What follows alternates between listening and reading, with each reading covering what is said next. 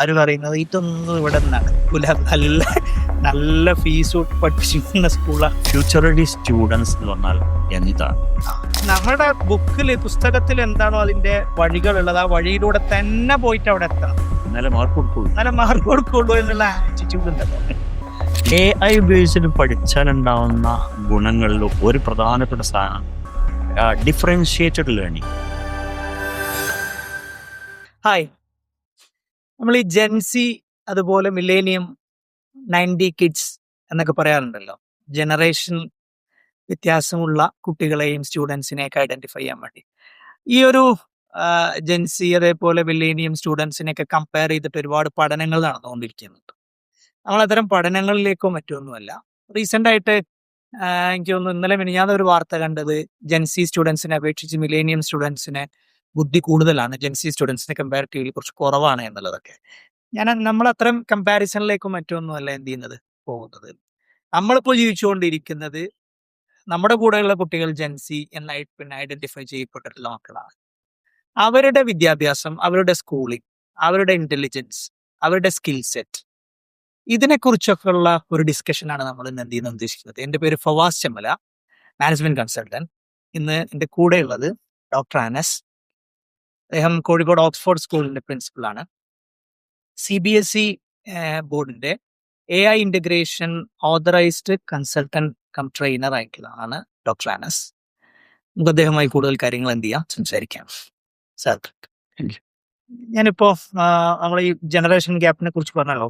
ഈ ജെൻസി സ്റ്റുഡൻസ് അതുപോലെ millennium students ഒക്കെ സ്വാഭാവികമായിട്ടും ഇവരിലുള്ള ഇന്റലിജൻസിന്റെ ഏറ്റക്കുറച്ചിലുകൾ അതൊക്കെ നമുക്ക് എന്ത് ചെയ്യാൻ വിടാം.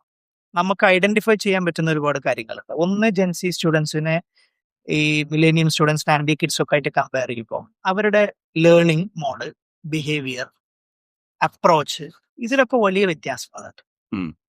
നമ്മുടെ വിദ്യാഭ്യാസ സംവിധാനം, സ്കൂളിംഗ് ഇത്തരം വ്യത്യാസങ്ങൾ അഡ്രസ് ചെയ്യുന്നുണ്ടോ? ആദ്യം നമുക്ക് ചർച്ച ചെയ്യേണ്ട സാധനം ഈ ജെൻസി കിഡ്സിന്റെയും അല്ലെങ്കിൽ മില്ലേനിയം സ്റ്റുഡൻസും തമ്മിലുള്ള വ്യക്തിപരമായ വ്യത്യാസം. അതങ്ങനെ പറയാതിരിക്കാനല്ലേ. കാരണം തിങ്കിങ് പാറ്റേൺസിലാണ് വ്യത്യാസം വരുന്നത്. ബുദ്ധി, ഇന്റലിജൻസ് ഒക്കെ പറഞ്ഞാൽ ഒരു ഒറ്റ ഡൊമൈൻ വെച്ചിട്ട് നമുക്ക് ഡിഫൈൻ ചെയ്യാൻ കഴിയില്ല. അത് ഒരുപാട് വ്യത്യാസമുള്ള സാധനമാണ്, നമ്മൾ എല്ലാവരും പഠിച്ചിട്ടുള്ള സാധനം. തിങ്കിങ് പാറ്റേൺസ് ഓരോ കാലഘട്ടത്തിലും മാറി മാറി വന്നത്. ഇപ്പൊ റീസെന്റ് ആയിട്ടുള്ള കുട്ടികളുടെ ഒരു തിങ്കിങ് പാറ്റേൺ വളരെ വ്യത്യസ്തമാണ് എന്ന് വേണമെങ്കിൽ പറയാം.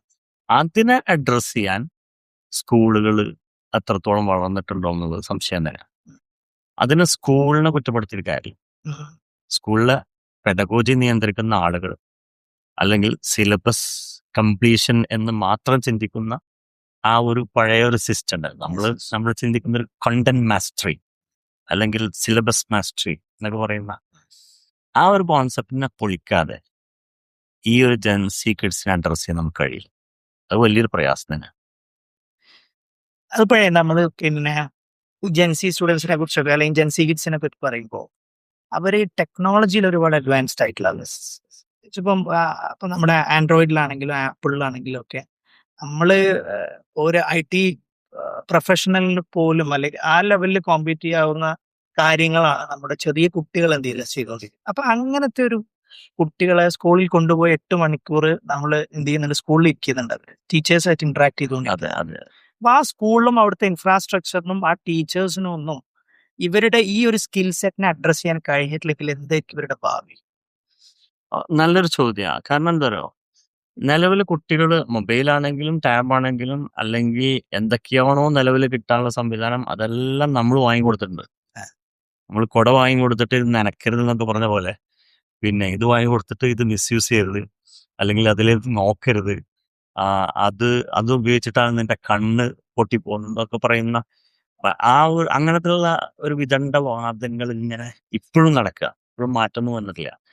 അതിനെ എങ്ങനെ യൂസ് ചെയ്യാം, അതിനെ ഏതൊക്കെ തരത്തിൽ അതിന്റെ എക്സ്പ്ലോറേഷൻ നടത്താൻ പറ്റും എന്നുള്ളതാണ് അത് നടക്കുന്നില്ല എന്നുള്ളതാണ്. അത് ഒരു ഇത് കൺട്രോൾ ചെയ്യാനുള്ള പാരൻസ് ആണെങ്കിലും ശരി, ടീച്ചേഴ്സ് ആണെങ്കിലും ശരി, അവർക്ക് അത്ര എത്തിയിട്ടില്ല. അതായിരിക്കും ഒരു റീസൺ. പിന്നെ കുട്ടികൾക്ക് ഫുള്ളി അത് ഏൽപ്പിച്ചു കൊടുക്കാൻ പറ്റുമെന്ന് ചോദിച്ചാൽ അത് ശരിക്ക് ഡിബേറ്റബിൾ ആണ്. കംപ്ലീറ്റ് ആയിട്ട് ഏൽപ്പിച്ചു കൊടുക്കേണ്ട കാര്യമൊന്നുമില്ല. പാരൻസിന് അതിൻ്റെതായ കൺട്രോൾ വേണം എന്നുള്ളത് ശരിയാണ്.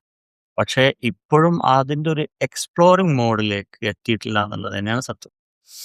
കുട്ടികൾക്ക് ഇപ്പം AI ആണെങ്കിലും അല്ലെങ്കിൽ എന്തൊക്കെയാണോ ടെക്നോളജി എഡ്യൂക്കേഷനിൽ അവൈലബിൾ ആയിട്ടുള്ളത്, ഫ്രീ ആയിട്ട് അവൈലബിൾ ആയിട്ടുള്ള സംഗതികൾ ഇഷ്ടം പോലെ. അത് ടീച്ചേഴ്സ് അവെയർ അല്ല. അവെയർ അല്ല എന്ന് പറഞ്ഞാൽ അവെയർ ആയിരിക്കാം, പക്ഷെ ഇതൊക്കെ ക്ലാസ് റൂമിൽ എങ്ങനെ എൻഗേജ് ചെയ്യാൻ പറ്റും, അത്തരത്തിലുള്ള ക്രിയേറ്റിവിറ്റി വളർത്താനുള്ള ടോക്സ് സ്കൂളിൽ നടക്കുന്നില്ല, അല്ലെങ്കിൽ ട്രെയിനിങ്ങുകൾ നടക്കുന്നില്ല എന്നുള്ളതാണ് സത്യം. അതുകൊണ്ടായിരിക്കാം നമുക്കിപ്പോഴും ഇതിനെ അഡ്രസ് ചെയ്യാൻ പറ്റാതെ. അതുപോലെ തന്നെ ഇത്രയും ഇമ്പോർട്ടന്റ് ആയ ഒരു കാര്യമാണെന്ന് തോന്നുന്നു. നമ്മളെ കുട്ടികളുടെ ഒരു അറ്റൻഷൻ സ്പാൻ എന്ന് പറഞ്ഞാൽ വളരെ കുറഞ്ഞുകൊണ്ടിരിക്കുകയാണല്ലോ. ഉം. നമ്മളൊക്കെ പഠിച്ചിരുന്ന കാലത്ത് നമ്മളൊക്കെ ട്രെയിനിങ്സിലും മറ്റൊക്കെ കേട്ടിട്ടുള്ളത് ഒരു കുട്ടിക്ക് ഒരു ക്ലാസ് റൂമിൽ പിന്നെ ഒരു 30 മിനിറ്റ്സ് അല്ലെങ്കിൽ ഒരു 45 മിനിറ്റ്സ് ഇങ്ങനെ നമ്മൾ പീരീഡ് ഒക്കെ സെറ്റ് ചെയ്ത് പീരീഡ് ഒക്കെ 40 സെറ്റ് minutes ചെയ്ത് അതെ. പിന്നെ ഒരു 45 മിനിറ്റ്സ് ഒക്കെ ഒരൊറ്റ സബ്ജക്റ്റിൽ ഫോക്കസ് ചെയ്യാൻ എന്ത് ചെയ്യും കഴിയും എന്നൊക്കെയാണ് നമ്മൾ പഠിച്ചിരുന്നത്. പക്ഷെ ഇപ്പോൾ ഉള്ള പുതിയ പഠനങ്ങൾ പറയുന്നത് 8 to 10 സെക്കൻഡ്സ് ആണ് ഒരു അതെ, കുട്ടി അതെ, അതെ. ഒരു കുട്ടിയുടെ ഒരു സബ്ജക്റ്റിലുള്ള ഫോക്കസ്, ഏതെങ്കിലും ഒരു കാര്യത്തിൽ അവന്റെ ഒരു ഫോക്കസ് എന്ന് പറഞ്ഞാൽ 8 to 10 സെക്കൻഡ്സ്. Yes, yes. അപ്പൊ അങ്ങനത്തെ ഒരു കുട്ടിയെ എങ്ങനെയാണ് ഒരു സബ്ജക്ട് ഒരു ടീച്ചർക്ക് 30 മിനിറ്റ് അല്ലെങ്കിൽ 45 മിനിറ്റ്സ് എന്ത് ചെയ്യാൻ പറ്റുക, ഇഫക്റ്റീവ് ആയിട്ട് പഠിപ്പിക്കാൻ പറ്റുക? അതിനെന്താണ് ഇപ്പൊ സൊല്യൂഷൻ? അത് അതിനൊരു സക്സസ്ഫുൾ സൊല്യൂഷൻ നമ്മൾ കണ്ടിട്ടില്ലെങ്കിൽ അതെ, അതെ. എന്തായിരിക്കും പ്രശ്നം? അതിന്റെ ഒരു സ്ട്രാറ്റജി നമ്മൾ ചിന്തിക്കുമ്പോൾ ആദ്യം ചിന്തിക്കേണ്ടത് കുട്ടികളുടെ അറ്റൻഷൻ സ്പാൻ മാറി എന്നതിന് പകരം നമുക്ക് അവരെ അട്രാക്ട് ചെയ്യാനുള്ള കഴിവ് കുറഞ്ഞു എന്നല്ലേ കുറച്ചുകൂടി ചിന്തിക്കാനല്ലേ. അങ്ങനെയും പറയാം അല്ലെ? അതായത് കുട്ടികളുടെ അറ്റൻഷൻ സ്പാൻ മുമ്പുണ്ടായിരുന്ന 40 മിനിറ്റിൽ നിന്നും 8 സെക്കൻഡിലേക്ക് മാറി എന്ന് പറയുമ്പോൾ പെട്ടെന്ന് രക്ഷിതാക്കളാണെങ്കിലും അല്ലെങ്കിൽ നമ്മളൊക്കെ ഒരു പേടിപ്പെടുത്തുന്ന സ്റ്റേറ്റ്മെന്റ് ആണ്, ഒരു വളരെ നെഗറ്റീവ് ആയിട്ടുള്ള, അല്ലെങ്കിൽ എന്താ പറയാ, ഭയങ്കര പാനിക്ക. ആ ഒരു പാനിക്കിംഗ് ആയിട്ടുള്ള ഒരു സിറ്റുവേഷൻ ആണല്ലോ അത് ഉണ്ടാക്കുക. അതെ. തിരിച്ചു ചിന്തിക്കാം, ഉം. നമുക്ക് അവരുടെ അറ്റൻഷനെ 40 മിനിറ്റ് പിടിച്ചു നിൽക്കാൻ കഴിയുന്നില്ല. ആ. അതല്ല സത്യം. ശരിക്കും അങ്ങനെയാണ് ചിന്തിക്കുന്നത്. അങ്ങനെ ഒരു പാറ്റേൺ മാറ്റിയിട്ടാൽ തീരുന്ന പ്രശ്നമുള്ളൂ. ഇത് നമ്മൾ അവരെ കുറ്റപ്പെടുത്തുകയാണ്, അവർക്ക് അറ്റൻഷൻ ഇല്ല, അവർ ഡിസ്ട്രാക്റ്റഡ് ആണ് എന്നൊക്കെ പറഞ്ഞത്. അഡൾട്ടുകൾ നമ്മളൊന്നും ഡിസ്ട്രാക്റ്റഡ് അല്ല, ഗ്രോൺ അപ്പ് ആളുകളായിട്ടുള്ള അവർ ഡിസ്ട്രാക്റ്റഡ് അല്ല. നമ്മളൊരു സ്വൈപ്പിംഗ് കാലഘട്ടത്തിൽ ജീവിക്കുക, ഒന്ന് കഴിഞ്ഞാൽ ഒന്ന്.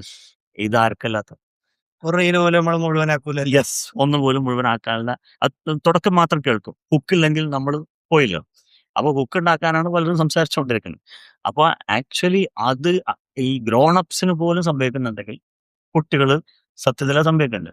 ടീച്ചേഴ്സ് അല്ലെങ്കിൽ പാരൻസ്, ഹൂവർ ഇറ്റ് ഈസ്, കുട്ടികളെ അഡ്രസ് ചെയ്യുന്ന ആളുകൾ ടീച്ചേഴ്സ് ആണെങ്കിൽ അവരാദ്യം ചെയ്യേണ്ട സാധനം അവരെ അറ്റൻഷൻ സ്പാനിലേക്ക് കൊണ്ടുവരാൻ ശ്രമിക്കുന്നതാണ്.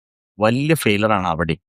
ആക്ച്വലി പണ്ട് നമ്മൾ BEdന് പഠിപ്പിച്ചിരുന്ന കുറേ ടെക്നിക്സും 15 വർഷം മുമ്പുള്ള ടെക്നിക്സും അല്ലെങ്കിൽ 15 വർഷം മുമ്പുള്ള സ്ട്രാറ്റജീസും ഇപ്പോഴത്തെ കുട്ടികളെ മുന്നിൽ കൊണ്ടുവന്നിട്ട് എന്താ കാര്യം? എൻ്റെ ടീച്ചർ ഇങ്ങനെയൊക്കെയാണ് പഠിപ്പിച്ചത്, അത് വളരെ നല്ലതായിരുന്നു, അതുകൊണ്ട് നിങ്ങളൊക്കെ ഇങ്ങനെ പഠിക്കണം, നിങ്ങളൊക്കെ ഗ്രാമർ പഠിക്കേണ്ടത് എങ്ങനെയാണ്, അങ്ങനെ പഠിച്ചാലേ നന്നാവുള്ളൂ എന്നൊക്കെയുള്ള ആ ഒരു ചിന്താഗതിയിൽ പോകുമ്പോഴാണ് ഈ പ്രശ്നം. ഈ പിന്നെ ഇപ്പൊ അടുത്ത് കോഴിക്കോടുള്ള ഒരു വളരെ ഫേമസ് ആയ ഒരു സ്കൂളിൽ പോയ സമയത്ത് നമ്മൾ അവിടുത്തെ ടെക്നോളജി അങ്ങനത്തെ കാര്യങ്ങളൊക്കെ ഒന്ന് ഓഡിറ്റ് ചെയ്യാനും മറ്റൊക്കെ ഒരു പഠനത്തിന്റെ ഭാഗമായിട്ടും ഒരു ബിസിനസിന്റെ ഭാഗമായിട്ട് തന്നെ എന്ത് ചെയ്താണ് പോയതാണ്. അപ്പൊ അതേപോലെ ടെക്നോളജി ബേസ് ചെയ്തിട്ടുള്ള ഒരു ഇൻഫ്രാസ്ട്രക്ചർ, AI ബേസ് ചെയ്തിട്ടുള്ള ടീച്ചിങ് ടൂൾസ്, ഇതിനെ കുറിച്ചൊക്കെ സംസാരിക്കുമ്പോൾ അവര് പറയുന്നത് ഇതൊന്നും ഇവിടെ നടക്കൂല, നല്ല ഫീസ് കൊടുത്ത് പഠിപ്പിച്ചിരിക്കുന്ന സ്കൂളാണ്. അവിടെ കുറച്ച് ഞാൻ പറയുന്നത് എനിക്ക് വലിയ അത്ഭുതം എന്ന് ചോദിച്ചാല് കുറച്ച് ഒരു യങ്ങായിട്ടുള്ള പ്രിൻസിപ്പൾ, അദ്ദേഹം ഒരു 50സിലോ 60സിലോ നിൽക്കുന്ന ആളാണെങ്കിൽ നമുക്ക് അങ്ങനെ അധികം പറയാം. എനിക്ക് തോന്നുന്നു അദ്ദേഹം ഒരു 30സിലോ 40സിലോ ഇരിക്കാം. അദ്ദേഹം പറയുകയാണ് ഇതൊന്നും ഇപ്പൊ ഇവിടെ നടക്കൂല, ഇതൊക്കെ പാരന്റ്സിന്റെ ഒരു നിർബന്ധം കൊണ്ടാണ് നമ്മൾ പലതും എന്ത് ചെയ്യുന്നത്, ഡെക്കറേഷൻസിന് വേണ്ടിയിട്ടാണ് എന്ത് ചെയ്യുന്നത് ചെയ്തു. വളരെ നിരുത്തരവാദിത്തമായ സ്റ്റേറ്റ്മെന്റ് അല്ലെങ്കിൽ ഒരു പിന്നെ ചിന്തയാണുള്ളത്. അതുണ്ട് പല സ്കൂളും ഓർണമെന്റൽ ബ്യൂട്ടിക്ക് വേണ്ടിയിട്ട് 1-2 പാനൽ ഇല്ലെങ്കിൽ ഞങ്ങളൊക്കെ മോശമായി പോയി, നമ്മളൊന്നും 21st സെഞ്ചുറി ആയിട്ടില്ലല്ലോ എന്നൊക്കെ വിചാരിച്ചിട്ട് വാങ്ങി വെക്കുന്ന ആളുകൾ. അത് വാങ്ങി വെക്കുമ്പോൾ മാനേജ്മെന്റ് പോലും ചിലപ്പോൾ പറയുന്നുണ്ടാവും അതായിരിക്കും, 1-2 നമുക്ക് ആളുകളെ കാണിക്കാൻ വേണ്ടി വാങ്ങി വെക്കാം എന്നൊക്കെ പറഞ്ഞിട്ടായിരിക്കും ഇത് വാങ്ങുന്നത്. അതായത് സത്യത്തിൽ അവിടെ ഒരു സംഗതി ഉള്ളത്, ടീച്ചേഴ്സ് അൺസേർട്ടൺ ആണ്. ഇതുകൊണ്ട് എന്താവും, ഇതിന്റെ ഒരു ഫ്യൂച്ചർ അല്ലെങ്കിൽ ഇതിന്റെ ഒരു ഡ്രീം ടീച്ചേഴ്സിന് ക്രിയേറ്റ് ചെയ്ത് കൊടുക്കാൻ മാനേജ്മെന്റിൽ ഫെയിലിയർ. അവരെ ആദ്യം പഠിപ്പിക്കേണ്ടത് ഒരു ഫ്യൂച്ചർ റെഡി സ്റ്റുഡൻസ് എന്ന് പറഞ്ഞാൽ എന്താണ്. അതൊന്ന് വ്യക്തമായിട്ട് എന്ത് ചെയ്യണം, ഒരു ഫ്യൂച്ചർ റെഡി സ്റ്റുഡന്റ് ആ ഒരു കോൺസെപ്റ്റ് റീൽ ആളുകൾക്ക്. അതാണ് മെയിൻ ആയിട്ടുള്ള പ്രശ്നം. കാരണം നമ്മളൊക്കെ നേരത്തെ പറഞ്ഞ സാധനം തന്നെ കണ്ടന്റ് മാസ്റ്ററി. അതായത് പഠനം അക്കാഡമിക് എന്ന് പറഞ്ഞാൽ അത്യാവശ്യം സിലബസ് പഠിക്കുക, എന്നിട്ട് അതിന് നല്ല സ്കോർ വാങ്ങുക, ഒരു യൂണിഫോം തിങ്കിങ് ബെസ്റ്റ് എക്സാമ്പിളാണ് എല്ലാവർക്കും A1 കിട്ടുക. ആ. എല്ലാവർക്കും A1 കിട്ടാനാണല്ലോ സ്കൂളൊക്കെ നടത്തുന്നത്. A1 A1ന്റെ plus. മുകളിൽ A+ കിട്ടുക അല്ലെങ്കിൽ A1 കിട്ടുക എന്നൊക്കെ പറയുന്നത്. ഞങ്ങൾ CBSE A1 A1. A+ കിട്ടുക, അതായത് കുറച്ചുകൂടി എളുപ്പം. A+ കിട്ടുക എന്ന് പറയുമ്പോൾ A+ന്റെ മുകളിലുള്ള ആളുണ്ട്, അവനെയും പിടിച്ചു വലിച്ച് A+ലേക്ക് കൊണ്ടുവന്നിട്ട് എല്ലാവരെയും A+. ഈക്വൽ ആക്കി യൂണിഫോം തിങ്കിങ് ആക്കി വിടുന്ന ഒരു പ്രോസസ്സാണ് നമ്മൾ സ്കൂളിൽ ചെയ്യുന്നത്. അത് ഇവിടുത്തെ കോച്ചിങ് സെന്ററുകളാണെങ്കിലും ചെയ്യുന്നത് കണ്ടന്റ് മാസ്റ്ററി അടിച്ച് പഠിപ്പിച്ചിട്ട് എല്ലാവരെയും കൊണ്ടും ഈ എക്സാം എഴുതിക്കുന്നു. ഇവിടെ നിലവിലുള്ള എല്ലാ കോമ്പറ്റേറ്റീവ് എക്സാംസും എഴുതിക്കുന്നു. അതാണ് വിദ്യാഭ്യാസം എന്ന് ധരിക്കുന്നു എന്നുള്ളതുകൊണ്ടാണ്. ഫ്യൂച്ചർ റെഡി അതിന് വളരെ വ്യത്യസ്തമാണ്. അവിടെ കൊളാബറേറ്റീവ് തിങ്കിങ് ആണ് വേണ്ടത്. അവിടെ സിലബസിന്റെ കണ്ടന്റിന് വലിയ വാല്യൂ ഇല്ല. അവിടെ കുട്ടികൾ ക്വസ്റ്റ്യൻ ചോദിക്കാൻ പഠിക്കണം. അവിടെ കുട്ടികൾ ഡിബേറ്റ് നടത്തുന്നു. അവിടെ കുട്ടികൾ ഐഡിയ പ്രസന്റ് ചെയ്യുന്നു. അവിടെ ഇൻവെൻഷൻ നടത്തുന്നു.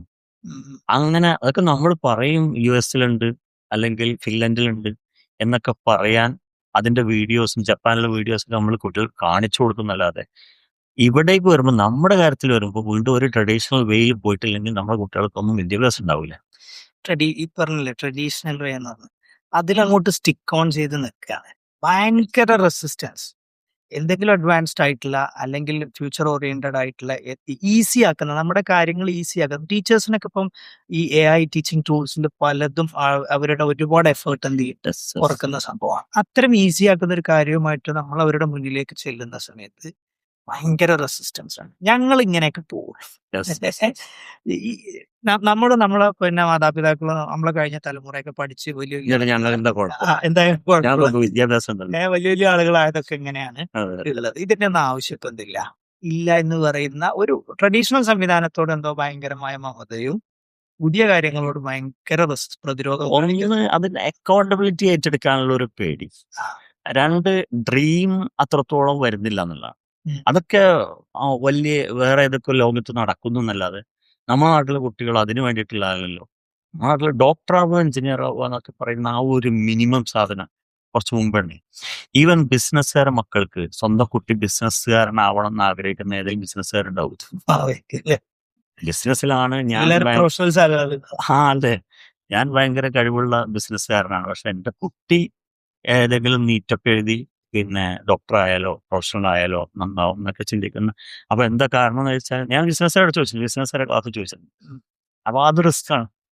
അപ്പൊ ഈ ഫാദർ ഏറ്റെടുക്കുന്ന റിസ്ക് ഏറ്റെടുക്കണ്ട എന്നുള്ള രീതിയിലാണ് ഇപ്പോഴും നമ്മുടെ ചിന്ത പോകുന്നത്.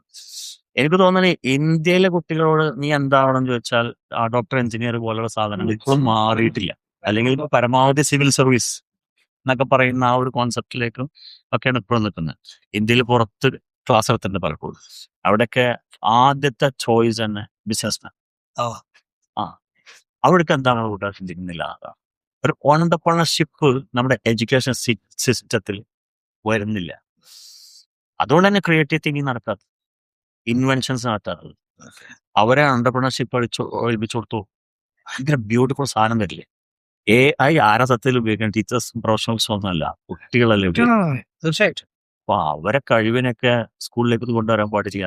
വലിയ രസം പറയട്ടെ. അത് പിന്നെ ഈ അടുത്ത സമയത്ത് ഒരു പ്രിൻസിപ്പളായിട്ട് ഇന്ററാക്ട് ചെയ്ത സമയത്ത് അദ്ദേഹം പറയാണ് അവരുടെ സ്കൂളിൽ ഇന്ററാക്റ്റീവ് പാനൽ വാങ്ങി വെച്ചിട്ടുണ്ട്.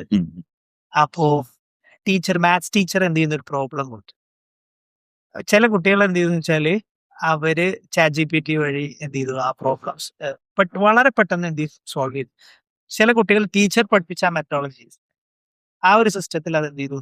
അപ്പൊ ടീച്ചർ ഒരു കംപ്ലൈന്റ് ആയിട്ട് എന്ത് ചെയ്യാൻ പ്രിൻസിപ്പൾ വരുന്നത്. ചില കുട്ടികൾ എന്ത് ചെയ്യുന്നുണ്ട്, ഒരു 10 സെക്കൻഡിനുള്ള അവർ എന്ത് ചെയ്യുന്നുണ്ട് റിസൾട്ടിലേക്ക് എത്തുന്നത്. പക്ഷെ ആ വഴികളൊന്നും എന്ത് ചെയ്യുന്നില്ല. നമ്മളെ പിന്നെ സിലബസിലുള്ള വഴികളിലൊന്നും അല്ല അവരെന്ത് ചെയ്യുന്നത് വന്നു പോകുന്നത്. അങ്ങനെ ആകുമ്പോൾ ഒരു കൺഫ്യൂഷനാണ്, വലിയ പ്രശ്നമാണ് എന്ന് പറഞ്ഞിട്ടാണ് എന്ത് ചെയ്യുന്നത് പ്രിൻസിപ്പൾ അടുത്തേക്ക് എന്ത് ചെയ്യുന്നത് ഇവരെത്തുന്നത്. റിസൾട്ടിൽ എല്ലാവരും എന്ത് ചെയ്യുന്നുണ്ട്, സ്പീഡായിട്ട് എന്ത് ചെയ്യുന്നുണ്ട് എത്തുന്നുണ്ട്. അതിന്റെ ആ ഒരു പോസിറ്റീവ് സൈഡിനെ അവരെന്ത് ചെയ്യണം, അവോയ്ഡ് ചെയ്യണം. എന്നിട്ട് നമ്മുടെ പുസ്തകത്തിൽ എന്താണോ അതിന്റെ വഴികളുള്ളത് ആ വഴിയിലൂടെ തന്നെ പോയിട്ട് അവിടെ എത്തണം. എന്നാലേ മാർക്ക് കൊടുക്കുള്ളൂ. എന്നാലും മാർക്ക് കൊടുക്കുള്ളൂ എന്നുള്ള ആറ്റിറ്റ്യൂഡ് ഉണ്ടല്ലോ. യുഎസിലൊക്കെ സ്പെല്ലിംഗ് എററും മൈൻഡ് ഇവിടെ സ്പെല്ലിംഗ് എററും മാർക്കും. ആ, സ്പെല്ലിംഗ് എറർ ഇപ്പോഴത്തെ കാലത്ത് കുട്ടികളെ സംബന്ധിച്ചിടത്തോളം സ്പെല്ലിംഗ് അത്ര കോൺഷ്യസ് ആയിരിക്കണമെന്നില്ല. ചാറ്റിക് ടൈപ്പാണ്. ഒട്ടും വേണ്ടെന്നല്ല, പക്ഷെ എന്നാലും അതിന് മാത്രം മാർക്ക് കുറക്കുക എന്നുള്ള ഒരു സിസ്റ്റത്തിന് ഈ AI ബേസ്ഡ് പഠിച്ചാൽ ഉണ്ടാവുന്ന ഗുണങ്ങളിൽ ഒരു പ്രധാനപ്പെട്ട സാധനം ഡിഫറൻഷിയേറ്റഡ് ലേണിംഗ് അല്ലെങ്കിൽ ഇൻഡിവിജ്വലൈസ്ഡ് ലേണിംഗ്, പേഴ്സണലൈസ്ഡ് ലേണിംഗ് നടക്കുന്നതാണ്. ഓക്കെ. യൂണിഫോം തിങ്കിങ് മാറും. ഓരോരുത്തർക്കും ഓരോ റിസൾട്ടോ ആണല്ലോ കിട്ടുന്ന AI. അതെ ചോദിച്ച ചോദ്യത്തിന് എല്ലാവർക്കും ഒന്നല്ലല്ലോ കിട്ടുന്നു. പെർസ്പെക്റ്റീവിനെ മാറ്റി കൊടുക്കുന്നുണ്ടല്ലോ. അതെ അതെ. അപ്പോൾ ഒരു കുട്ടി AI ഉപയോഗിക്കട്ടെ, അവർ ചാറ്റ് GPT ഉപയോഗിക്കട്ടെ. എനിക്കിപ്പോഴും ഓർമ്മയുണ്ട്, ചാറ്റ് GPT വന്ന ഉടനെ ടീച്ചേഴ്സൊക്കെ വളരെ ഒരു കോഷ്യസ് ആണ്. എന്ന് വെച്ചാൽ ഇനി അവർ പിടിക്കൂലേ, ആൻസർ ചെയ്യൂലേ എന്നുള്ള ആ ഒരു ചിന്ത ഇപ്പൊ ഈ എഡ്യൂക്കേഷൻ ഫീൽഡിലുള്ള നമുക്കൊക്കെ ഉണ്ടായിരുന്നു. പക്ഷെ അതല്ല സത്യത്തിൽ സംഭവിക്കുന്നത്. ഉം. അവർക്ക് അവരുടേതായ ഒരു പെർസ്പെക്റ്റീവ് ഉണ്ടാക്കാൻ പറ്റുന്നു. ഇപ്പോൾ ഒരു കുട്ടിയോട് ഒരു ചോദ്യം ചോദിക്കുന്നു, ആ കുട്ടി ചാറ്റ് GPT ഇടുന്നു. അന്ന് വരെ ചിന്തിക്കാത്ത പെർസ്പെക്റ്റീവാണ് ആര് കൊടുക്കുന്നത്, ChatGPT. കൊടുക്കുന്നത്. ആ കുട്ടിക്ക് അപ്പോഴാണ് ഇൻസൈറ്റ് വരുന്നത്, ഒരു പുതിയ ഇൻസൈറ്റ് വരുന്നത്. Yes. ഇങ്ങനെ ഒരു സാധ്യത ഇതിനുണ്ട്. Correct. ഇമ്പ്രൂവ് ആകണം. അവന്റെ ബുക്കില്ലാത്ത സാധനം, അവന്റെ സിലബസിൽ ഇല്ലാത്ത സാധനം. അപ്പോൾ വളരെ വ്യത്യസ്തമായ ഒരു സാധനത്തിന് ഒരു ആംഗിളിലേക്ക് ചിന്തിച്ചിട്ട് അവന് സ്വന്തം ഡിബേറ്റ് ചെയ്യാൻ കഴിയുന്നു. അവന് പുറലോകമായിട്ട് ഇന്ററാക്ട് ചെയ്യാൻ പറ്റും. അതിൽ പ്രധാനപ്പെട്ട മറ്റൊരു സാധനമാണ് ഗ്ലോബലൈസ്ഡ് ആവുന്നു എന്നുള്ളത്. ഉം. വളരെ ഓപ്പൺ ആവും. അവർക്ക് അതർ യൂണിവേഴ്സിറ്റീസിലെ സ്റ്റുഡൻസുമായിട്ട് ഇന്ററാക്ട് ചെയ്യാൻ പറ്റും. അതർ സ്കൂളിലെ ഇപ്പം ഞങ്ങൾ ഓസ്ട്രേലിയ സ്കൂളുമായിട്ട് ജപ്പാൻ സ്കൂളുമായിട്ടൊക്കെ ഓൺലൈനായിട്ട് ഞങ്ങൾ അങ്ങോട്ട് കൂടി ഇന്ററാക്ഷൻ നടത്തിക്കൊണ്ടിരുന്നു. Yes. ഇത് വേണ്ടേ ഇപ്പോഴത്തെ കുട്ടികൾ? അവർ ഡെയിലി ചാറ്റ് ചെയ്തുകൊണ്ടിരിക്കുന്ന അവിടുത്തെ കുട്ടികൾ കൊറിയൻ ലാംഗ്വേജ് പഠിക്കുന്ന കുട്ടികൾ, ജർമ്മൻ ലാംഗ്വേജ് പഠിക്കുന്ന കുട്ടികളാണ്. ഓൺലൈൻ ഉപയോഗിച്ചിട്ട്, സാധാ ടൂളുകൾ ഉപയോഗിച്ചിട്ട്, ഡ്യുവലിംഗോ പോലെയുള്ള സാധനങ്ങൾ ഉപയോഗിച്ചിട്ട് പഠിക്കുന്ന ഈ മക്കൾക്ക് അങ്ങനെ ഒരു എക്സ്പോഷർ കൊടുക്കുന്നതിൽ ഭയങ്കര നഷ്ടമല്ലേ? Yes. ഇത്രയും സാധ്യതയിലൂടെ ഉണ്ടായിട്ട് നമ്മൾ ഇത് ഉപയോഗിക്കുന്നില്ല. ഓക്കെ. അപ്പൊ അങ്ങനെയാണെങ്കിൽ സാർ ഒരേ സമയം ഇപ്പം ഓക്സ്ഫോർഡ് സ്കൂളിന്റെ പ്രിൻസിപ്പൾ, അതായത് ഒരു സ്കൂൾ ലീഡ് ചെയ്തുകൊണ്ടിരിക്കും. അതേസമയം CBSEയുടെ AI ട്രെയിനറാണ്. അപ്പോൾ ഈ ഒരു നമ്മുടെ സ്കൂളിൽ ഇപ്പം കാലങ്ങളായിട്ട് തുടർന്നുകൊണ്ടിരിക്കുന്ന ഈ ഒരു ട്രഡീഷണൽ ടീച്ചിങ് മെത്തഡോളജി അതിലേക്ക് AI വരുമ്പോൾ, അതല്ലെങ്കിൽ ടെക്നോളജി വരുമ്പോൾ ഏതൊക്കെ അർത്ഥത്തിൽ ടെക്നോളജി അവിടെ ഇന്റഗ്രേറ്റ് ചെയ്യാൻ പറ്റും? എൻ്റെ ഒരു ചോദ്യമാണ്. രണ്ടാമത്തെ ചോദ്യം, അങ്ങനെ ഒരു ഇന്റഗ്രേഷൻ കൊണ്ടുവരുന്ന അഡ്വാൻറ്റേജസ്, ബെനിഫിറ്റ്സ് എന്തൊക്കെ? AI കൊണ്ടുവന്നാൽ the most important thing what I understand is that ഒരേ ലെവലിൽ പഠിപ്പിക്കുന്ന, ഇപ്പം 40 കുട്ടികളുണ്ട് സപ്പോസ്, ആ 40 കുട്ടികളെയും ഒരു ടീച്ചർ പഠിപ്പിക്കുമ്പോൾ ഒരേ ലെവലിലായിരിക്കും കുട്ടികൾ കണ്ടന്റ് കിട്ടുന്നത്. പലപ്പോഴും നമ്മൾ വലിയ വലിയ സ്കൂളുകളും അല്ലെങ്കിൽ നമ്മളടക്കം നമ്മൾ പറയാറുണ്ട് കുട്ടികളെ പേഴ്സണലൈസ്ഡ് ലേണിംഗ് നടത്തുന്ന പറയുന്നത്. അത് നടത്താനുള്ള സാഹചര്യം വളരെ കുറവാണ്.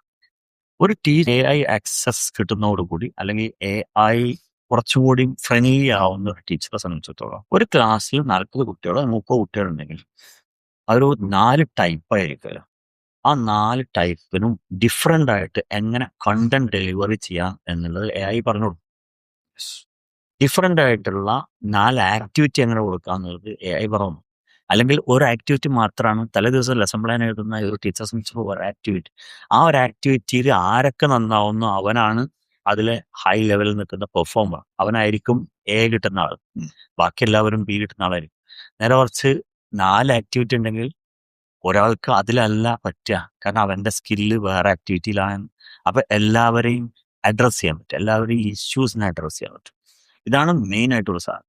രണ്ടാമത്തെ ഒരു പ്രധാനപ്പെട്ട സാധനം, വളരെ പ്രധാനപ്പെട്ട സാധനം, ഷൈ സ്റ്റുഡൻസ് അല്ലെങ്കിൽ എന്താ പറയുക ലോ അച്ചീവർ എന്നൊക്കെ നമ്മൾ വിളിക്കുന്ന കുട്ടികൾക്ക് അവർക്ക് AI ഇന്റഗ്രേഷൻ സംഭവിക്കുന്നതോടുകൂടി ഒരു ഓഡിയൻസിനെ ഫേസ് ചെയ്യുന്നതിൻ്റെ അപ്പുറം അവർക്ക് ആൻസർ ചെയ്യാൻ കുറച്ചുകൂടി എളുപ്പം ഇതായിരിക്കും, ടെക്സ്റ്റ് ആയിരിക്കാം.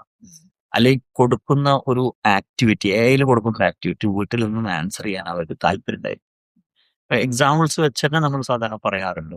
ഇപ്പം ഒരു 10 ക്വസ്റ്റ്യൻസ് നമുക്ക് കുട്ടികളോട് ചോദിക്കാം, ആൻസർ അറിയുന്നോ ഇങ്ങനെ പറഞ്ഞുകൊണ്ടേ, അല്ലാത്ത കുട്ടികളോട് സൈലന്റ് ആയി. നേരെ കുറച്ച് നമ്മളതൊരു ടൂള് വെച്ചിട്ട് ആ ടൂള് നമ്മൾ കൊടുക്കുന്നു, സപ്പോസ് ഓൺ ദ സ്ക്രീനാണ് അല്ലെങ്കിൽ വീട്ടിലേക്ക് ഇതിന്റെ ലിങ്ക് അയച്ചു കൊടുക്കും. അതിൽ ഏറ്റവും നന്നായി ആൻസർ ചെയ്യുക ആ ലോ അച്ചീവിങ് മിണ്ടാത്ത കുട്ടിയായിരിക്കും. എപ്പോഴും ആൻസർ പറയുന്നവനായിരിക്കില്ല. കാരണം ആൻസർ അറിയും. പക്ഷേ പറയാനുള്ളൊരു പ്രശ്നമുണ്ട്. ജൻസിയെ കുറിച്ച് പറയുമ്പോൾ നമ്മൾ വളരെ ശ്രദ്ധിക്കേണ്ട ഒരു സാധനമാണ്.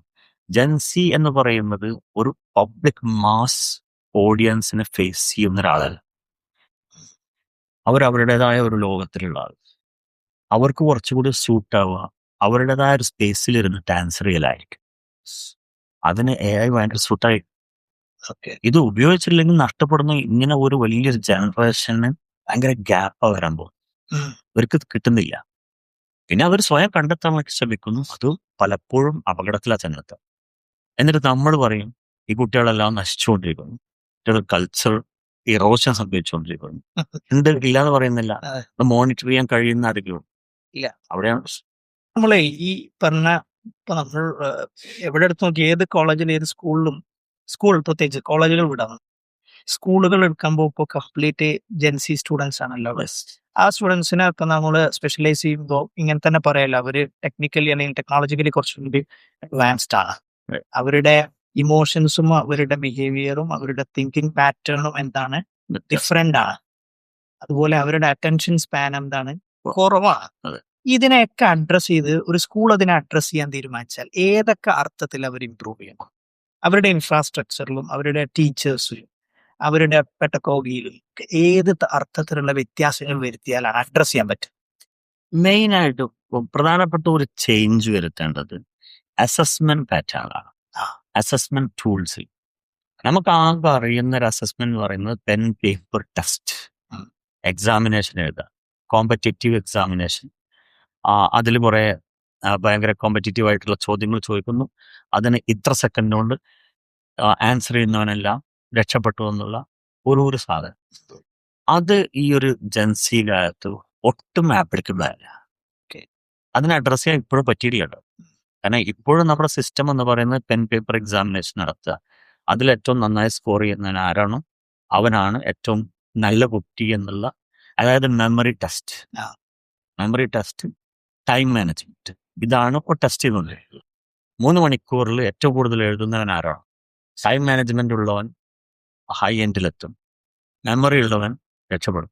ഇത് രണ്ടും ഇല്ലാത്ത കുട്ടികളാണ് കൂടുതൽ. കാരണം അറ്റൻഷൻ സ്പാൻ നമ്മൾ പറഞ്ഞു വളരെ റെഡ്യൂസ്ഡ് ആണ്. അതിന്റെ കാരണമൊക്കെ നമ്മൾ തന്നെയാണ്. ഇപ്പോൾ ഏറ്റവും ലേറ്റസ്റ്റ് പറയുകയാണെങ്കിൽ എന്താ 10 മിനിറ്റ്സ് ഡെലിവറി അല്ലെ, 10 മിനിറ്റ്സ് ഡെലിവറി എന്ന സാധനം. അതിപ്പം സെൻട്രൽ ഗവൺമെന്റ് അത് ഇപ്പം അടുത്ത് ബാൻ ചെയ്യാനുള്ള റീസൺ ഈ ട്രാഫിക് ഇഷ്യൂസും അതേപോലെ ആക്സിഡൻസും. കാരണം ഇവർക്ക് 10 മിനിറ്റ്സ് കൊണ്ട് ഈ സാധനം എത്തിക്കുന്നത്. അത് സത്യത്തിൽ ഈ 10 മിനിറ്റ്സ് ഡെലിവറി ഉണ്ടാവാനുള്ള കാരണം ഇത്തരം ആളുകളെ അഡ്രസ് ചെയ്യാനാണല്ലോ. എന്തിനാണ് 10 മിനിറ്റ്സ് കൊണ്ട് ഫുഡ് എത്തേണ്ട കാര്യം? അതിന്റെ ആവശ്യമില്ലല്ലോ. പേഷ്യൻസ് ചെയ്യാന്നുള്ള, അതായത് വളരെ ഇൻസ്റ്റന്റ് ആയിട്ടുള്ള റിവാർഡ്സ് കിട്ടുക. അത് നമ്മൾ ശീലിച്ചു പോയി. ഈ ക്ലിക്ക് ആകുമ്പോഴേക്കും റിവാർഡ്സ് വരിക, അപ്പോൾ തന്നെ ആൻസർ വരിക. ഈ പേഷ്യൻസ് ആർക്കും ഇല്ലാത്തൊരവസ്ഥ വന്നു. അതുകൊണ്ടാണ് ഈ 10 മിനിറ്റ്സ് ഡെലിവറിക്കാർ അത്രത്തോളം ചീറിപ്പായുള്ള കാരണം അവരുടെ ബിസിനസ് ബൂസ്റ്റ് ആയത്. ഈ ഗവൺമെന്റ് ഇതിനെ സ്റ്റോപ്പ് ചെയ്യാനുള്ള കാരണം ആക്സിഡൻസിനാണ്. സത്യത്തിൽ അവിടെയല്ല, അതിലേറെ വലിയ ആക്സിഡന്റ് സംഭവിച്ചുകൊണ്ടിരിക്കുന്ന നമ്മുടെ ബ്രെയിനിലാണ്. പേഷ്യൻസ് നഷ്ടപ്പെട്ടുകൊണ്ടിരിക്കുക. ഈ 10 മിനിറ്റ് കൊണ്ട് എത്തിയിട്ടില്ലെങ്കിൽ ജൻസിയെ വിടുക. നമ്മൾ ഈ കുറച്ചുകൂടി പഴയ ആളുകളുണ്ട്, നമുക്ക് ഇഷ്ടപ്പെടുന്നില്ല. ഇവൻ 11ാമത്തെ മിനിറ്റിൽ വരുമ്പോൾ എന്ത് ഡെലിവറി എടുത്തു, നിങ്ങളെ കമ്പനി എന്തിനാ പറ്റുക? നമ്മളാകെ ഫ്രസ്ട്രേറ്റഡ് ആവുക. പിന്നെ നമ്മുടെ വർക്കുകളും നടക്കുന്നില്ല.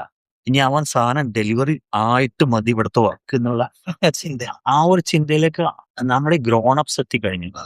അപ്പോൾ കുട്ടികൾക്ക് അത്രയും പിടിച്ചിരിക്കാൻ കഴിയുന്നില്ല. അപ്പോൾ ഭയങ്കര ഫാസ്റ്റായിട്ട് എല്ലാം നടക്കണം എന്നുള്ളത് നമ്മൾ നടത്തി കൊടുക്കുക. നമ്മളെ മക്കളത്തിൽ ചോദിച്ചാൽ 10 മിനിറ്റ് കൊണ്ട് അത് എത്തിച്ചു കൊടുത്തില്ലെങ്കിൽ നമ്മൾ അസ്വസ്ഥനാണ്. കാരണം എൻ്റെ ഒരു ഫെയിലിയർ, പാരന്റ് എന്നുള്ള രീതിയിൽ എന്തൊരു ഫെയിലിയർ സംഭവിച്ചിരിക്കുന്നു. അതേപോലെ ഞാൻ ഒരു പ്രിൻസിപ്പൾ ആണെങ്കിൽ അല്ലെങ്കിൽ ഞാനൊരു ബോസ് ആണെങ്കിൽ എൻ്റെ സ്റ്റാഫ് 10 മിനിറ്റ് കൊണ്ട് ഈ സാധനം ചെയ്തിട്ടില്ലെങ്കിൽ ഞാൻ അസ്വസ്ഥനാണ്. ആ സ്റ്റാഫ് കുട്ടി ചെയ്തിട്ടില്ലെങ്കിൽ അത് കുട്ടി വീട്ടിൽ പോയിട്ട് പാരൻസ് ചെയ്തിട്ടില്ലെങ്കിൽ ഈ ഒരു അസ്വസ്ഥത എല്ലാവരെയും ബാധിച്ചിരിക്കുന്നു എന്നുള്ളതാണ് സത്യം. അപ്പോൾ അവിടെയാണ് വർക്ക് ചെയ്യേണ്ടത്, അവിടെ പണിയെടുക്കണം. അപ്പോൾ സ്കൂളിലാണെങ്കിൽ ഈ പറഞ്ഞ പോലെ ടൂൾസ് മാറ്റണം, നമ്മളെ ചിന്തയുടെ ടൂൾസ് ഒക്കെ മാറ്റേണ്ടി വരും. ടീച്ചേഴ്സ് ഒക്കെ ഏതർത്ഥത്തിലാണ് അതിനെ അഡാപ്റ്റ് ചെയ്യേണ്ടത്? ടീച്ചേഴ്സ് ഇവരുടെ അറ്റൻഷന് ആണെന്നുണ്ടെങ്കിൽ ഒരു 5 മിനിറ്റ് എൻഗേജ്, രണ്ടാമത്തെ ഒരു 10 മിനിറ്റ് ഒരു ക്യൂരിയോസിറ്റി ഇംപ്രവൈസേഷൻ, ഒരു ക്യൂരിയോസിറ്റി ഹുക്ക് എന്നൊക്കെ പറയുന്ന ആ ഒരു സാധനം ചെയ്യാം. പിന്നെ പോകേണ്ടത് ഒരു 15 to 20 മിനിറ്റ്സ് ചാലഞ്ച്. അതാണ് ഇപ്പൊ ജെൻസിക്ക് വേണ്ടത്, ഉം. ചാലഞ്ച്. അപ്പൊ ഏകദേശം എത്രയായി? 35 മിനിറ്റ് ആയി. അതെ. പിന്നെ ഒരു 5 മിനിറ്റ് അല്ലെങ്കിൽ 10 മിനിറ്റിൽ ഇതിന്റെ കൺക്ലൂഷനും ഒരു അസസ്മെന്റും നടത്തിയാൽ ഒരു ക്ലാസ് വളരെ ഭംഗിയായിട്ട് നടത്താൻ പറ്റും. ആ പഴയ 40 മിനിറ്റിന്റെ ലെക്ചറിങ് ഞാൻ ഈ സിലബസ് തീർത്തേ പോകും എന്നുള്ള ഒരു കോൺസെപ്റ്റിലാണ് ഇപ്പോഴും പലരും പോകുന്നത്. അത് കുട്ടികൾക്ക് പറ്റില്ല. നമുക്ക് പറ്റുന്നില്ലല്ലോ. നമുക്കൊരു 1/4 മണിക്കൂർ കേട്ടിരിക്കാൻ കഴിയുന്നില്ലല്ലോ. പിന്നെ എങ്ങനെ ഈ കുട്ടികൾക്ക് കഴിയും? അതാണല്ലേ ചിന്തിക്കേണ്ടത്. ഇപ്പൊ സാർ പറഞ്ഞ ഈ സ്റ്റൈൽ ഉണ്ടല്ലോ, ഇപ്പൊ ഈ ഒരു എൻഗേജ്മെന്റ്, ഒരു 5 മിനിറ്റ്സ് എൻഗേജ്മെന്റ്, അതിനുശേഷം ഒരു 10 മിനിറ്റ്സ് ക്യൂരിയോസിറ്റി ഡെവലപ്പ് ചെയ്യുന്ന എന്തെങ്കിലും കാര്യങ്ങൾ സബ്ജക്റ്റിലേക്ക് അവരെ അട്രാക്ട് ചെയ്യാനുള്ള സംഭവം, പിന്നെ അവരെ ചലഞ്ച് ചെയ്യുന്നതുമായി ബന്ധപ്പെട്ടിട്ടുള്ള ചലഞ്ചിങ് ടൈപ്പ് ലെക്ചർ.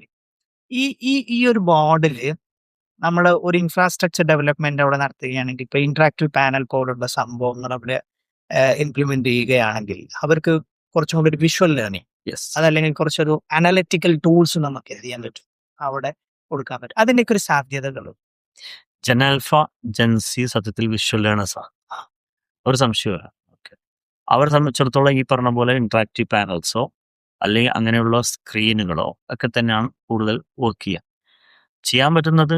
ആദ്യത്തെ 5 മിനിറ്റ്സ് ഒരു ടീച്ചർ ടോക്ക് തന്നെ ആയിക്കോട്ടെ, ഏറ്റവും നന്നായി സ്റ്റോറി ടെല്ലിങ്, അല്ലെങ്കിൽ അവർക്ക് വേണ്ട ഒരു ചാലഞ്ചിങ് ക്വസ്റ്റ്യൻ, ഒരു ബിഗ് ക്വസ്റ്റ്യൻ എന്നൊക്കെ പറയുന്ന ഒരു 5 മിനിറ്റ് സമയം അവരെ പിടിച്ചെടുക്കാം. അടുത്ത 10 മിനിറ്റിലാണ് ഈ പറഞ്ഞ, ഞാൻ നേരത്തെ പറഞ്ഞ ക്യൂരിയോസിറ്റി ബിൽഡ്. അതിനെ പാനലുകളാണെങ്കിലും അല്ലെങ്കിൽ സ്ക്രീൻ ആണെങ്കിലും ഉപയോഗിച്ചിട്ട് ചെയ്യാൻ പറ്റും. അതിലിപ്പോൾ ഇഷ്ടം പോലെ വളരെ ഫ്രീ ആയിട്ടുള്ള ടൂൾസോ അല്ലെങ്കിൽ വീഡിയോസ് പരമാവധി കുറയ്ക്കുക എന്നുള്ളതാണ് ഞാൻ സാധാരണ പറയാറ്. യൂട്യൂബ് വീഡിയോസ് കുട്ടികൾ കണ്ട് മടുത്തിട്ടാണ് വീട്ടിൽ നിന്ന് സ്കൂളിലേക്ക് വരുന്നത്. ഓക്കെ. ഈ വൈകുന്നേരം തുടങ്ങി രാത്രി 2 മണി വരെ ഇരുന്ന് കണ്ട് മടുത്ത KG അടക്കം വരുന്ന കുട്ടികൾ സ്കൂളിൽ വന്നിട്ട് വീണ്ടും ഈ പാനലിനെ അല്ലെങ്കിൽ ഈ സ്ക്രീനിനെ വീഡിയോ ഇട്ട് കൊടുക്കുന്ന ഒരു ടൂളാക്കി മാറ്റിയിരിക്കുന്നു. അതാണ് ഡിജിറ്റൽ ലേണിംഗ്, അതാണ് തെറ്റിദ്ധരിച്ചു. AI ലേണിംഗ് എന്ന് തെറ്റിദ്ധരിച്ച ടീച്ചേഴ്സ് ഉണ്ട്. ഉം. ഞാൻ ഡിജിറ്റൽ ടീച്ചറാണ്, എന്താ ചെയ്യുന്നു? ഞാൻ യൂട്യൂബ് ഇട്ട് കൊടുക്കും. ഞാൻ AI ചെയ്യുന്നു. ഞാൻ ഭയങ്കര, ഞങ്ങളുടെ സ്കൂൾ ഭയങ്കര ഗൂഗിൾ സെർച്ചും യൂട്യൂബും ആണ് എന്ത്, അതേപോലെ പവർ പോയിന്റ്, PowerPoint. അതൊക്കെ കഴിഞ്ഞു. കുട്ടികൾക്ക് പോലും താല്പര്യമില്ല ഈ യൂട്യൂബ് കാണാൻ, മടുത്തിരിക്കുകയാണ്. അവിടെയാണ് നമ്മൾ യൂട്യൂബ് കൊണ്ടുവരുന്നത്. അപ്പൊ അവിടെയാണ് AI വീണ്ടും വരുന്നത്.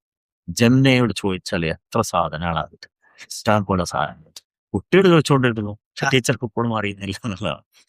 അപ്പോൾ ആ 10 മിനിറ്റ് പറഞ്ഞ ക്യൂരിയോസിറ്റി ബിൽഡിങ് അതിലാണ്. പിന്നെ ചാലഞ്ചിങ് എന്ന് പറഞ്ഞ ഒരു 20 മിനിറ്റ്സ് ഉണ്ടല്ലോ, ഞാൻ നേരത്തെ പറഞ്ഞ സാധനം. അതായത് ഒരു ടീച്ചർ ആ ക്ലാസ്സിലുള്ള കുട്ടികളെ 4ആയി ഡിവൈഡ് ചെയ്യും. ആ 4ആയിട്ട് ഡിവൈഡ് ചെയ്യുന്ന ടീച്ചർക്ക് അറിയാം ഞാൻ ഏത് ഗ്രൂപ്പിനെയാണ് അഡ്രസ് ചെയ്യുന്നത്. ആ ഗ്രൂപ്പിന്റെ കപ്പാസിറ്റി ടീച്ചർക്ക് മാത്രം അറിഞ്ഞാൽ മതി, കുട്ടികൾ അറിയണമെന്നില്ല. ഏത് രീതിയിലാണ് ഇവരെ ഡിവൈഡ് ചെയ്തതെന്ന് കുട്ടികൾക്ക് അറിയേണ്ട കാര്യമില്ല. ആ ഡിവൈഡ് ചെയ്ത കുട്ടികൾക്ക് ഞാൻ എടുക്കുന്ന ടോപ്പിക്കിനെ എങ്ങനെയാണ് അവരിൽ നിന്ന് എനിക്ക് കിട്ടേണ്ടത്, അവരുടെ ആക്ടിവിറ്റി അവർ കൊടുക്കും. മറ്റത് കുറച്ചുകൂടി ഉയർന്ന് ചിന്തിക്കുന്ന കുട്ടികളുടെ ഒരു ഗ്രൂപ്പായിരിക്കാം അടുത്തത്. അവർക്ക് കൊടുക്കേണ്ട ആക്ടിവിറ്റിയിൽ കുറച്ചും കൂടി വ്യത്യാസം ഉണ്ടായി. ഇത് മിക്സ് ചെയ്ത് കൊടുത്താൽ കുഴപ്പമില്ല. പക്ഷെ വ്യത്യസ്തമായ ഒരു 4 ആക്ടിവിറ്റി ക്ലാസ്സിൽ നടക്കുകയാണെങ്കിൽ അവിടെ 2-3 കാര്യങ്ങൾ സംഭവിക്കും. ഒന്ന്, 4 വിധത്തിലുള്ള ആക്ടിവിറ്റി എല്ലാവർക്കും കാണാൻ പറ്റും. 2, എല്ലാവർക്കും അവരുദ്ദേശിച്ച ഒരു ലെവലിലേക്ക്, അറ്റ്ലീസ്റ്റ് ഒരു B ലെവലിലേക്കെങ്കിലും എല്ലാവരും എത്തും. ഹാപ്പിയാണ്. അവസാനത്തെ 5 മിനിറ്റ് അതുകൊണ്ടാണ് AIയും ഈ പാനലും ഒക്കെ ഉപയോഗപ്പെടുത്തുന്ന അവിടെയാണ്. ആ ചാലഞ്ചിങ് സാധനങ്ങളൊക്കെ നമുക്ക് അവിടെ കൊടുക്കാൻ. അടുത്ത കൺക്ലൂഷൻ എന്ന് പറയുന്നതും വീണ്ടും ഈ പറഞ്ഞ പോലെ സാധനങ്ങൾ ഉപയോഗിക്കുകയാണ്. അവരോട് ചോദ്യം ചോദിക്കാം, ആൻസർ ചോദിക്കാം, മനസ്സിലായി. ഇതൊക്കെയാണ് നമ്മുടെ ട്രഡീഷണൽ വേ. എല്ലാവർക്കും മനസ്സിലായില്ലേ? 5 പേർക്ക് മനസ്സിലായാൽ ഓൾ ക്ലാസ് മനസ്സിലായി, ഇനി തെറ്റിദ്ധരിച്ച് പോവുകയും ചെയ്യാം. അതിന് പകരം ഇതിൽ തന്നെ ഒരുപാട് ടൂൾസ് ഉണ്ട്. അതിലൊരു 5 ക്വസ്റ്റ്യൻസ്, അല്ലെങ്കിൽ ക്വസ്റ്റ്യൻസ് എന്ന് പറയുന്നില്ല, ഇതിൽ ഇഷ്ടംപോലെ ടൂൾസ് ഉണ്ടല്ലോ. ആ ടൂൾസ് ഉപയോഗിച്ചാൽ തന്നെ ഒരു ഹാപ്പി ആണോ അല്ലേ എന്ന് പോലും അസസ് ചെയ്യുന്ന ടൂൾസ് ഇത് ഡിസ്പ്ലേ ചെയ്താൽ കുട്ടികൾ ഹാപ്പി.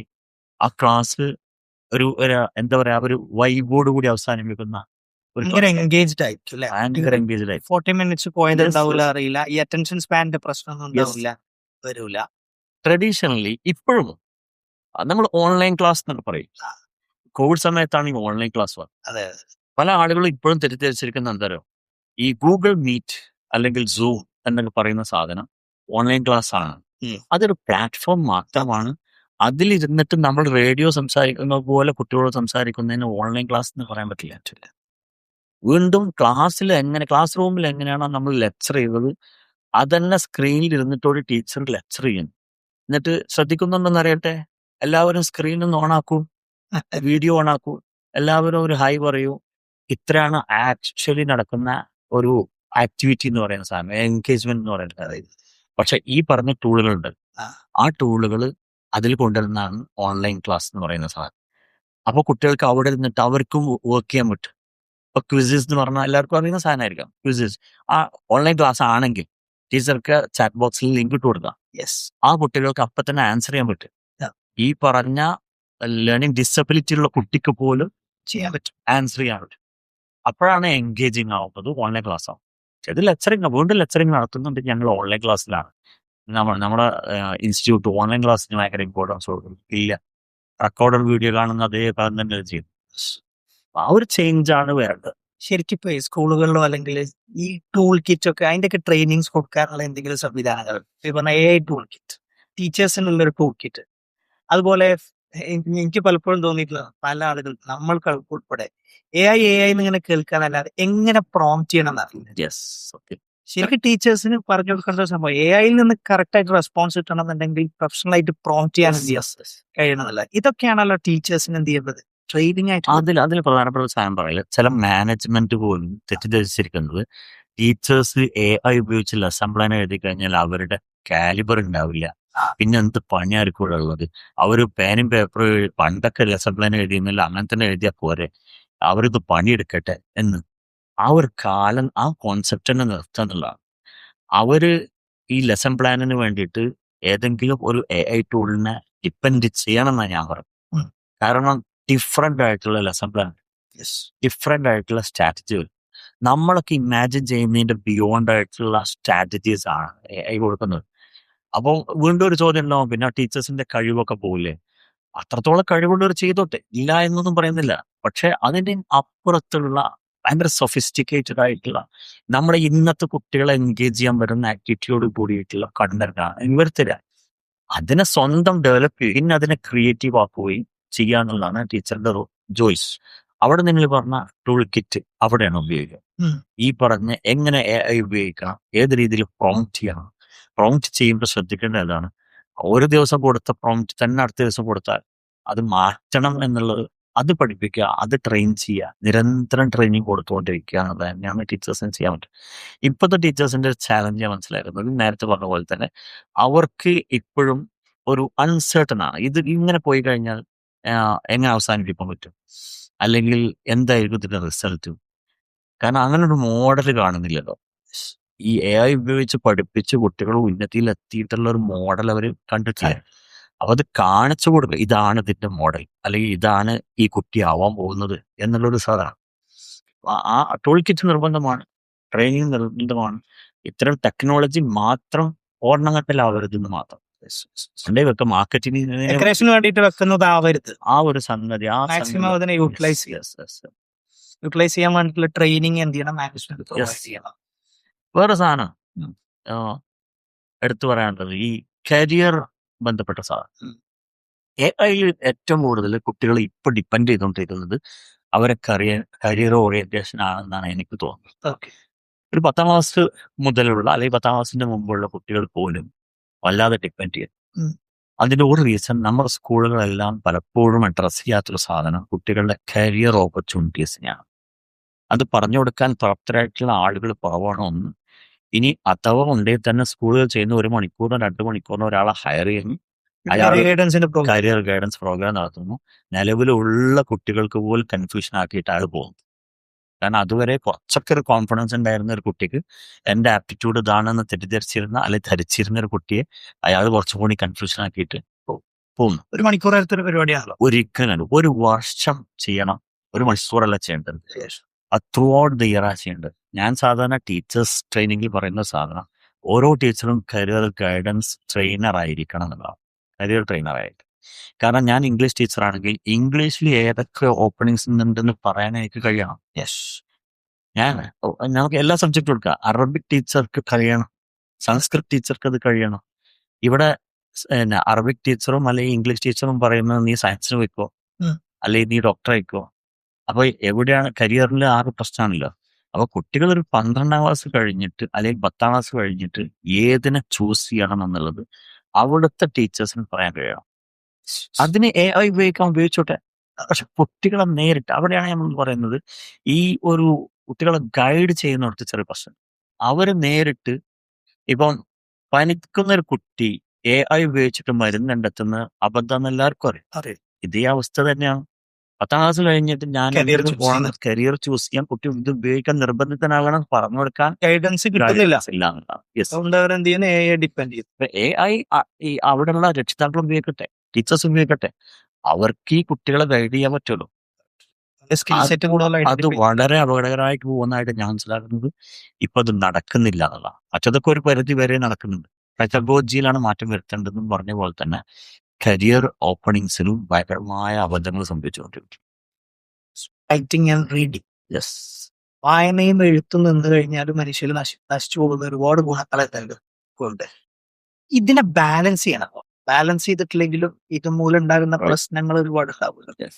അപ്പൊ എങ്ങനെ ഇതിനെ പലപ്പോഴും പല ആൾക്കാരും ചെയ്യാനുള്ളത് കംപ്ലീറ്റ് ആയിട്ട് ടെക്നോളജി എന്ത് ചെയ്യും, Yes. അവോയ്ഡ് ചെയ്യും.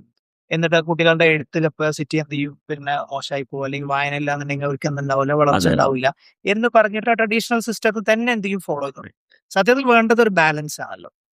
ഇതിലാണ് പുതിയ കാലത്ത് അഡ്രസ് ചെയ്യാനും പഴമയിലെ നല്ല ഗുണങ്ങൾ അഡോപ്റ്റ് ചെയ്യാൻ എന്താവുള്ളൂ പറ്റുള്ളൂ. എങ്ങനെ നമ്മൾ ആ ബാലൻസ് കൊണ്ടുവരും?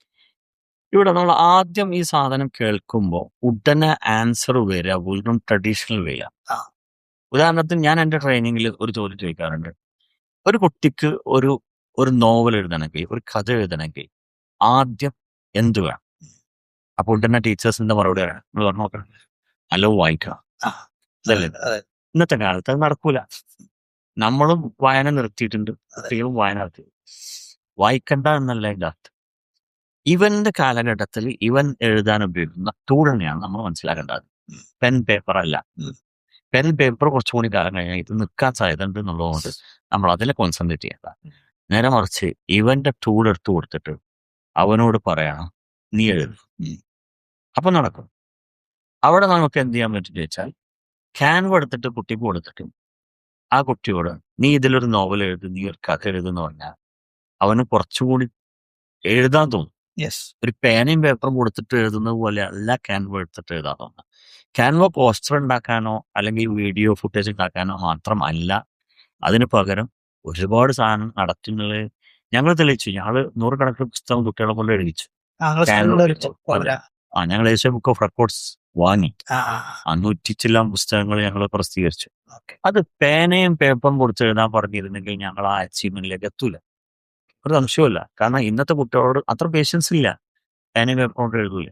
നേരെ കുറച്ച് ക്യാൻവ എടുത്ത് എഴുതുമ്പോൾ കുട്ടി ഒന്ന് അവന്റെ 21st സെഞ്ചുറിയിലുള്ള അവന്റെ പുതിയ ടൂൾ ഉപയോഗിച്ചിട്ടാണ് എഴുതുന്നത്.